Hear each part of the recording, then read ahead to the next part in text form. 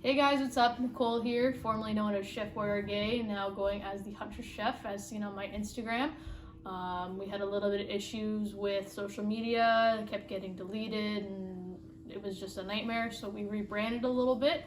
Now we're coming back better than ever because the Hunter Chef actually describes what I do a little bit more. Doing like the hunting, the fishing, taking everything that I harvest and putting it into beautiful plates. Now we went on a bit of a hiatus last year just because I had to restart my job basically, but now we're back, we're in a better state. 2022, 2023 is going to be a big year for us. We got some big ideas coming. I'm super excited to share them with you guys, but today I'm going to share with you my story about pike fishing last weekend, which is the first time I've ever caught pike through the ice, and then I'm going to show you my version of beer-battered fish and chips. Okay, so last weekend I ended up going up to Kingston area. We were just outside of Kingston visiting my friends Megan and Kyle, who usually yearly I do an ice fishing trip with them. This year we decided to target pike. I personally have never caught a pike through the ice, so it was their goal to get me on a pike. Now, we head out to the ice. It was the most horrendous walk of my life. I nearly threw up walking out there. I should learn to bring my inhaler on these types of adventures. So we get out there, they're fine, they're firefighters. I'm sitting here dying. Must be nice. So they go start drilling holes. I am still trying to catch my breath. Finally catch my breath and go out and help them. We set up our holes, we set up our tip-ups, and then we set up 3 holes with the hut over it to start jigging for perch. Now we start jigging for perch. I keep an eye on my tip-up. I'm still looking at my tip-up, I'm jigging for perch. All of a sudden Kyle is sitting beside me. He goes, "Nicole, I think your flag went up." And I nearly push him out of the hut to get to this flag. I start running. I'm running clear across the ice. I'm surprised I also didn't fall and break anything. Finally get to the hole, pull it up, set the hook, start pulling it up, and I've got something big, and I'm not sure what it is, but I've got something big. Sure enough, this is my first pike through the ice, and it's been a 5-pounder. And the excitement for me, not a big fish, but the excitement of the fact that I just pulled up my first pike through the ice can be seen in this video right here. That was a gorgeous pike. I filmed the whole thing too. Buddy guy, didn't go 20! As you can see, I am happier than anything. I look like a loser, and I love Rut Daniels a little too much, but it was super exciting. My adrenaline was pumping. It was awesome. So as we start resetting that line, we reset it. We're about to walk away. The flag goes up again. We go to pull the line to set the hook, but we miss it. So that's fine. We reset. We start walking back over to the hut, and then all of a sudden the tip up on our far side goes off. Run over there, set the hook, pull up another 3.5-pound pike. You'll see the picture right here. This is where it gets interesting. We decide to move our tip ups because we've noticed that I've got 2 bites where my tip up is, and they've only got the one where theirs is. So Megan goes off to move her tip up. My tip up's good. Kyle's moved his tip up over there. So we are just sitting outside the hut, just shooting the shit, warming up with coffee, having a grand old time. All of a sudden, I see out of the corner of my eye, my tip up. You know how a tip up works. It's got your board here, and then it just kind of goes down and the flag goes up. So I see my plate go down, but the flag doesn't go up. And I look at Kyle, I'm like, "Kyle, my plate just went down." He looks at me, he's like, "Oh, it's just probably just the minnow." Okay. So I kind of look closer, and then I see the reel going, and I'm like, "No, that's not just a minnow." So I start booking it over there, and all of a sudden, boom, flag goes right up. So I grab the line, let it go a little bit, yank up to set the hook, and this thing feels girthy. So there's a dog coming down the stairs right now. This is all part of the filming process, but so this thing feels real girthy on the line. So I start pulling it up, and this thing is heavy. So as soon as we get it up close to the hole, I look down, there is 2 pikes on my line. So I have a predator rig, which just has 2 lines with treble hooks on each thing. So I have a pike on each treble hook.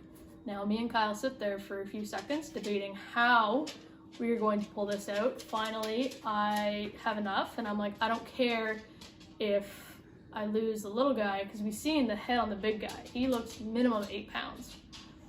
I don't care if I lose the little guy, I'm ready to get the big guy. So I roll up my sleeve, dunk my hand down in that ice, it's up to my elbows, past my elbows, and pull that pike out, and both of them came out.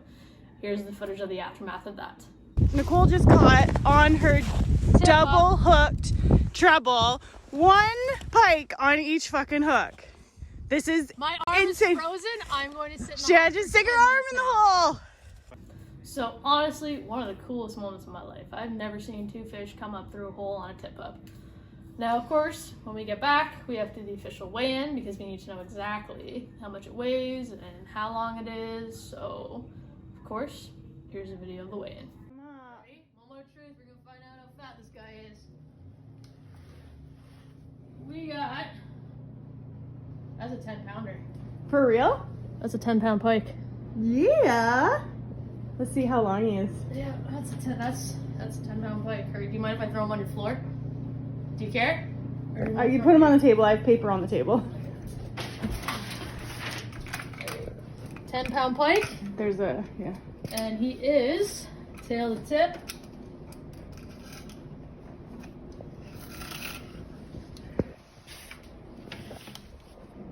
34 inches, or 33 3/4. What a pike. So alright, now that has been the tale of one of my most epic ice fishing adventures ever. Now let's go show you how I do some beer-battered fish and chips. So the first thing we're gonna do is we're gonna cut our potatoes into French fry sized pieces, and then we're gonna soak them in water for at least an hour just so it brings all that starchiness out. Perfect. So first things first, after our potatoes have sat, we're going to drain them all nicely. Get all the water out. Once they're drained, we're gonna throw them in the bowl. And toss them with, I can't open this, olive oil, a little bit of olive oil, a little bit, garlic, because you can never have too much garlic, and seasoning salt.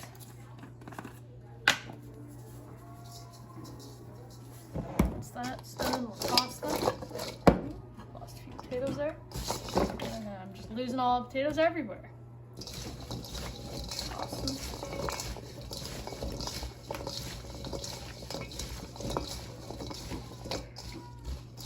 And then we'll throw them on the baking sheet.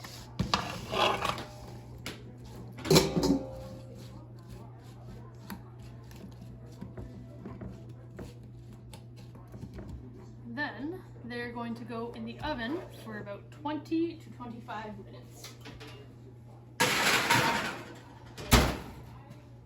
So now that our fries are in and they've been simmering for about 15-20 minutes, we're going to start heating up our oil and making our batter. Now this is going to be my sous chef, my dad Jamie, also known as Jammer. Fish and chips is one of his favorite things in the world, so he's right here cooking with me. So we're going to start by making our batter, and we're going to start that by 2 cups of flour. Rough cups.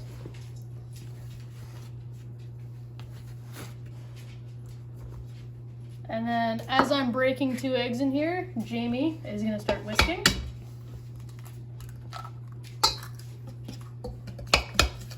Mixing all that in. And then I'm also going to add 2 cups of beer, and he's going to whisk while I'm doing that. We're slowly adding 2 cups. And we gotta whisk it till it is not lumpy anymore. It might need a little bit more than 2 cups, just depends. 3, 2, 1. So now we're gonna add some garlic. And then keep mixing that. And then I'm gonna add some onion powder. And then we're also gonna add paprika. And then what I like to do is give it a little hit of cayenne powder. Not a lot, because you do not want to make it spicy. You just hit it with it to give that little bit of kick. That's all. Now we're gonna drop our beautiful pieces of pike in there, and Jamie's gonna mix it all together. Make sure they're all nice and covered in some batter. So now we're going to start putting our fish into our oil, which is heated up to about 350 degrees. This is Dad's favorite part because he loves that sizzle sound, so I'm letting him do it.